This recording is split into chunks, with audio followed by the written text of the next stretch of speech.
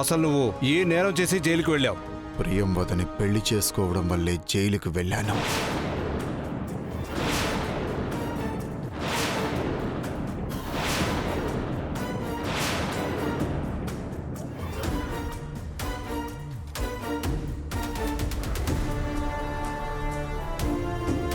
చేయని తప్పుకి 20 ఏళ్లుగా శిక్ష అనుభవిస్తూనే ఉన్నాను.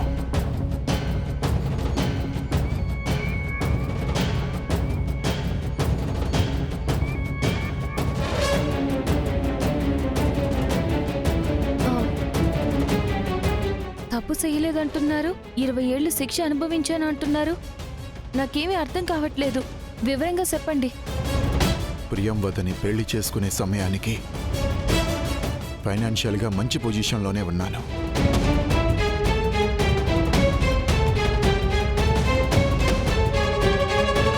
సడన్గా రోడ్ యాక్సిడెంట్లో మా పేరెంట్స్ చనిపోయేసరికి ఫైనాన్షియల్గా దివాలా తీశాను.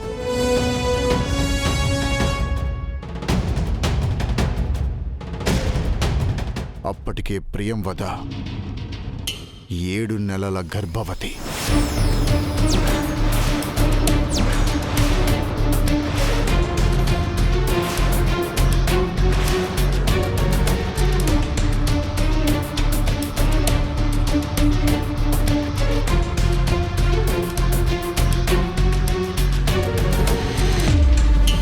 ఎంత పెద్ద విషయం దాచింది.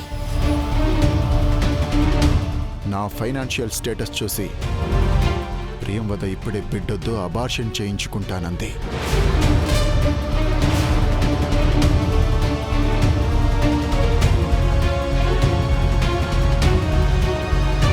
కానీ అప్పుడు అబార్షన్ చేయించుకుంటే ప్రియంవద ప్రాణానికి కూడా ప్రమాదం అని తెలిసి నేను ఒప్పుకోలేదు.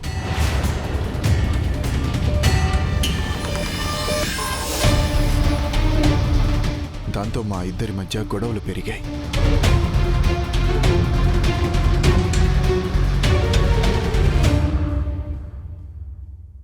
నా దగ్గర డబ్బు లేదని చులకనగా మాట్లాడడం, నన్ను చూస్తే అసహించుకోవడం, ఇలాంటి వాటితో స్టార్ట్ అయ్యి నేను వద్దు, నా బిడ్డ వద్దు అనే స్థాయికి వెళ్ళింది.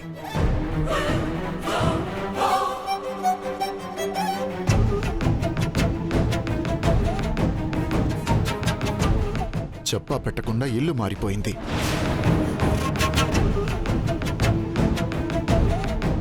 తనెక్కడుందో కూడా నాకు తెలియకుండా జాగ్రత్త పడింది.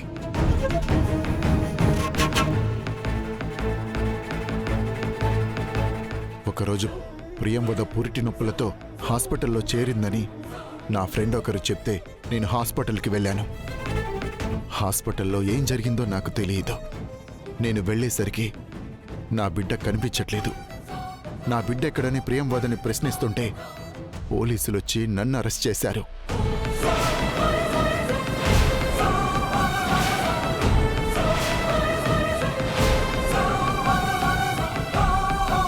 ఆ పోలీసులతో ఇతనే నా బిడ్డని నాకు దక్కకుండా చేశాడు, ఇతని తీసుకెళ్ళండి అని ఏడుస్తూ చెప్పడం. ఇన్స్పెక్టర్, ఇతను నా బిడ్డను తీసుకెళ్లిపోయాడు.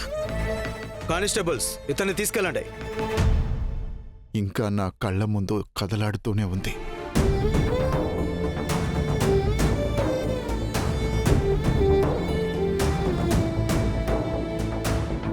ప్రియంవద అలా ఎందుకు చెప్పిందో, నా బిడ్డని ఏం చేసిందో నాకు అర్థం కాలేదు.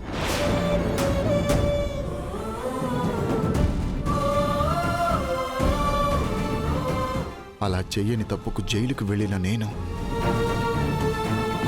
నా కూతురు గురించి ఆలోచిస్తూ బతికేశాను.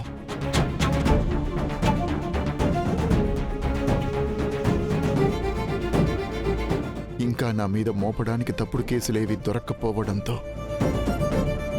నన్ను రిలీజ్ చేశారు.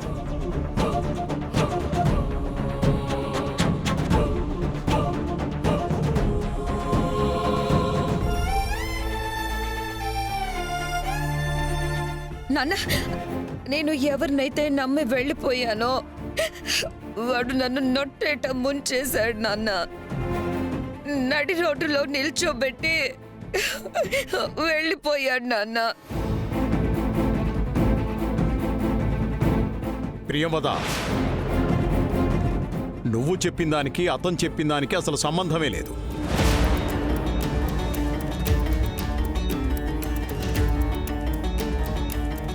అసలు నువ్వు గర్భం దాల్చిన విషయం గాని నీకో బిడ్డ పుట్టిన విషయం గాని మాతో చెప్పావా? అది నాన్న, ఇతనన్నీ అబద్ధాలు చెప్తున్నాడు నాన్న. అతను చెప్పింది అబద్ధమైతే నిజమేంటో నువ్వు చెప్పు.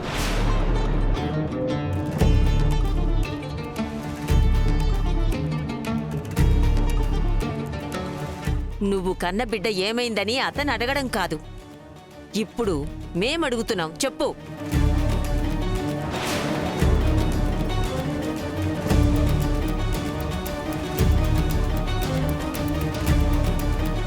చెప్పు, బిడ్డనేం చేశావు?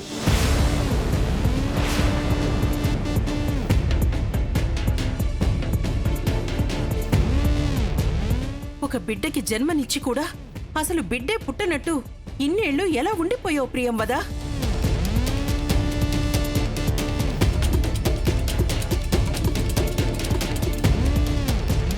ఇదంతా వింటుంటే ఆ బిడ్డ ఏవైపోయిందో అని మా కడుపు తరుక్కుపోతోంది. చెప్పు ప్రియంవద.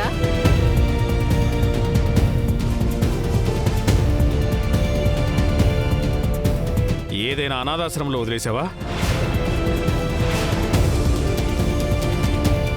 ఎక్కడైనా చెత్త కుప్పలో పడేసావా ప్రియంవద? చెప్పు.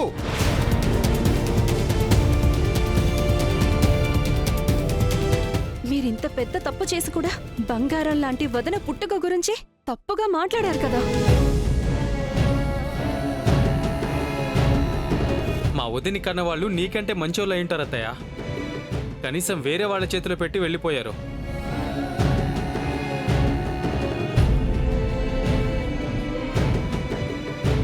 ప్రియమద, నీ కన్న కూతురు ఏమైందో చెప్పకపోతే నువ్వు నా కన్న కూతురు అని కూడా చూడను.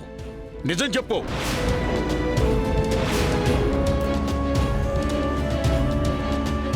ఆవిడ నోరు తెరవదు.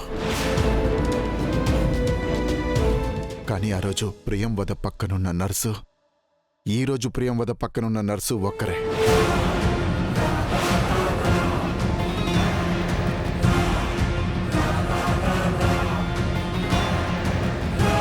ఈ నర్సుకి విషయం మొత్తం తెలుసు.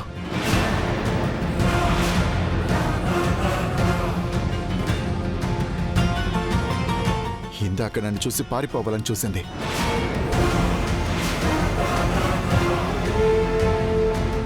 నా దగ్గర నుంచి తప్పించుకొని ఇక్కడికొచ్చి మంచి పని చేసింది.